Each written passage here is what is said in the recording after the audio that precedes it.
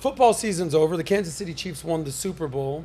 We know about Travis Kelce and Taylor Swift. We were just literally hanging out with Travis Kelce. We were. At the F1 event. I mean, there were celebrities a whole bunch hanging out. We're at this private, amazing event. Yeah. Jimmy Butler shows up. Travis Kelce shows up. Celebrities, Odell Beckham.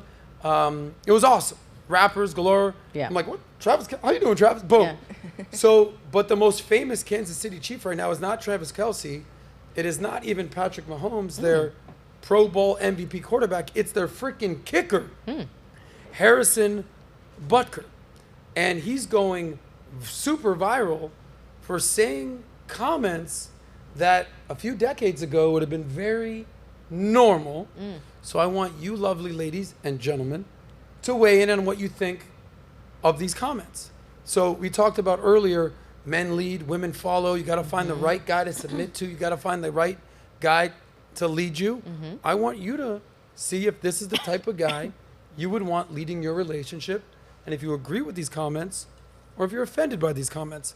Harrison Butker, his speech, he was speaking at Benedictine College, a private Catholic college in Kansas, and he's receiving massive criticism from the left and certain people for daring to stand up to support traditional Christian values during his address to the graduates of this college, a private Catholic college in Kansas. Quote unquote, I think it is you, the women, that have been told the most diabolical lies.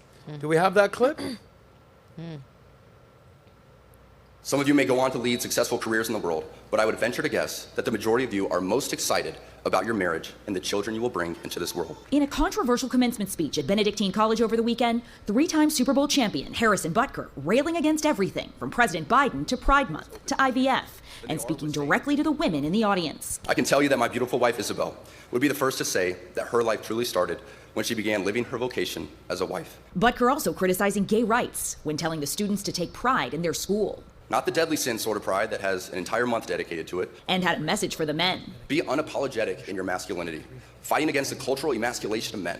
The NFL responding, saying Butker gave a speech in his personal capacity, and his views are not those of the league. Some pointing out that Georgia native's own mother is a physicist in the Department of Oncology at Emory. So, rapid fire. When you hear these comments, Dina, agree, disagree, traditional gender roles, he's telling women as they're graduating, hey, congratulations on graduating, but essentially the most joy you're going to have in your life is being as a wife and a mother. Good luck out there, ladies. Agree, disagree? What do you think? Agree. Agree. I think where he was at, he knew his audience, so maybe that's why he used the verbiage that he used as far as like calling being gay like this deadly sin and stuff like that. Remember, he's speaking at a Catholic university, so that's kind of why he probably put that in there. I think the problem is not the content, it's the context that people are applying to it.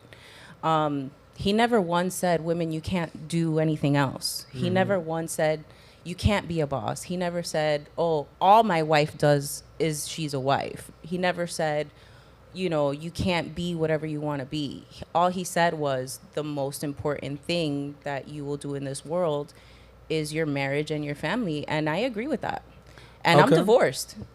Yeah. You know, and I agree with that. I definitely do. I mean, we can sit out here and become the Kanye, you know what I mean? But even Kanye, what happened? He had the life and the dream life and all this stuff, and his wife wasn't really like a wife. Like, let's be real, Kim Kardashian isn't like the wife. Like, she's a billionaire. She's not. She's a billionaire. Mom. She's the boss chick. She's this, she's that, she's whatever. I think now she's starting to become the mom, like now, because her kids are kind of older, so they kind of are around a lot more. Maria, your thoughts on this? I agree with it. I'll say that just to nail it, I'll say that women need to also find their purpose. So you are in your 20s, you're in your prime time. So just don't be just beautiful. Be beautiful, smart, and have a purpose in your life. Because ideally, you want to be successful, right? And then at the end of the road, you want to be a mom, because according to the Bible, that's why you came to the world to. We came to nurturing, right? That's, for example, that should be the woman goal. But in your road, find the purpose, find something to do with your life. Be an example. Be also a leader as a woman. Don't be man. Don't be feminist, but try to find a purpose. And I would say, for example, in my case, it's hard because I'm an entrepreneur, and you have to develop a lot of male energy. And it's hard because you become a leader. You have a lot of time. You're busy, right? You don't have a lot of time. And that's hard for you to find the right man. And then you start making a lot of money. So now for you to find your right match is hard to find someone that is in a kind of like in a lower level that you are, right? You have to find, I mean, I think the woman need to find someone that is better than you. So you can see him as a leader, right? That's how we should be doing it. And then my thought is at the end of the road, you have to find an exit so you can make a passive income in your life and you can give the time to your kids. If you don't have time to have kids, don't be a mom, period. Okay. How about you? I know you're pretty traditional from Pakistan. You've been pretty clear about this. Zainab, why do you think people, I don't want to hear it from you, why do you think women, especially on the left, hear this and get triggered? You know, there's an article out there that the wife, she basically had to come out and make a statement defending him, saying that the speech was not bigoted. He's a good husband. He's a good man. You know, I can do what I want. Why do you think some women are so triggered when they hear a speech like this? I think these women are in the masculine energy, and they're not seeing this speech from the truth itself. I don't think he said anything wrong. I think whatever he said is the truth. And even being from Pakistan, like, women are entrepreneurs. Women do work in Pakistan too. Women have purpose. They have identity. They are brand owners. They're salon owners. So nothing is holding you back from having your identity and purpose or being good with finances. But then at the end of the day, you don't want to be alone. You don't want to be 55 years old, alone. You have no kids. You don't have a husband. That is definitely a depressed life. And that is why there's so many women depressed in US today, because they're lonely, because they don't build a family. And America also, like the whole corporate life, it does not focus on family values and family bonding. So I feel like, you know, as you are working towards your purpose and your identity, it is super important to remember that you're a woman, and only we have this power to bring another human being in this world. Can men do that? No. So you should definitely make use of that power. That is the woman's superpower. Let me ask you, you know, we hear this. It's our legacy. 100%. Well, I mean, I've been reliably informed that men can get pregnant and have babies now. Oh, no.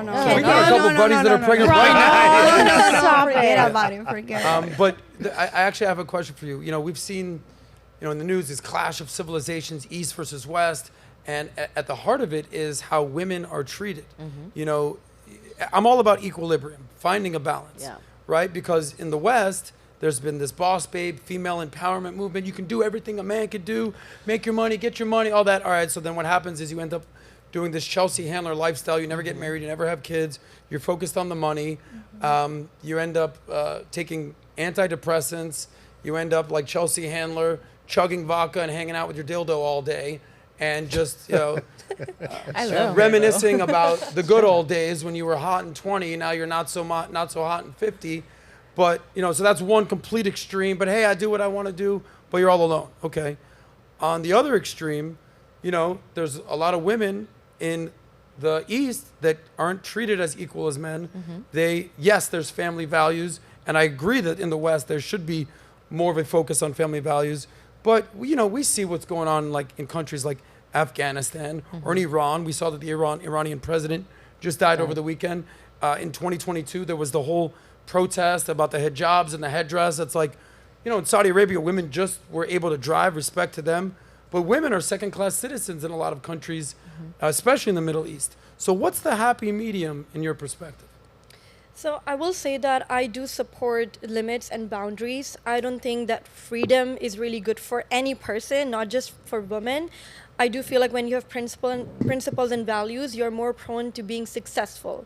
So similarly, if women have those principles and values, for example, not sleeping with everyone, because what's going to happen? You're going to end up making mistakes. and then your whole life is a mess. So I do believe that those kind of values are good for you. But at the same time, extremism, like religious extremism, is really bad. Like in Afghanistan, there are women that cannot get education. Okay, that is not okay. But that is not religion, because according to the religion, if they are following Islam, it says seek education. Like seek as much education as you can. And then according to the religion, there were women, if you read the book, that were in business, or that were entrepreneurs, that were in trading. So really, it's not just about like women not having the right to education or not speaking for themselves, like standing up for themselves. They should. Sadly, there is extremism in Iran and Afghanistan, and I don't support that. I do feel like women should have the right to education, to work if they want, and to stand up for themselves, and their voices should not be suppressed. They should have, for example, years ago in Saudi Arabia, women could not drive. Yeah. That is not okay. MBS showed up and he reversed that. And he's doing a lot of things to And I modernize support Saudi. that. Iran, So sadly, there different are story. some scholars, religious scholars, that have really twisted the religious perspectives, and they have kind of brought like a whole very strict, values into the religion, but it's not really, it's their own perspective. It's what they are practicing. Thank you for that amazing conversation, Rob. I'm gonna give you the final word, but I want to tee up some things for you. Here are just some headlines of people that came out to support Harrison Butker, because a lot of people on the left, a lot of feminists were basically, screw you, how dare you, even here's women, ladies, these are beautiful women, mothers, entrepreneurs, traditional women who are agreeing with Harrison Butler. I don't know if you have a different take on this, but here are some headlines. The legendary coach, Lou Holtz, gives high praise and showed courage and commitment. Okay. Then we have Bill Maher. You would think, liberal, but he's center left. He ain't a progressive, woke leftist. He said, look, I don't see what the big crime is. I think we have a quick clip of him saying that.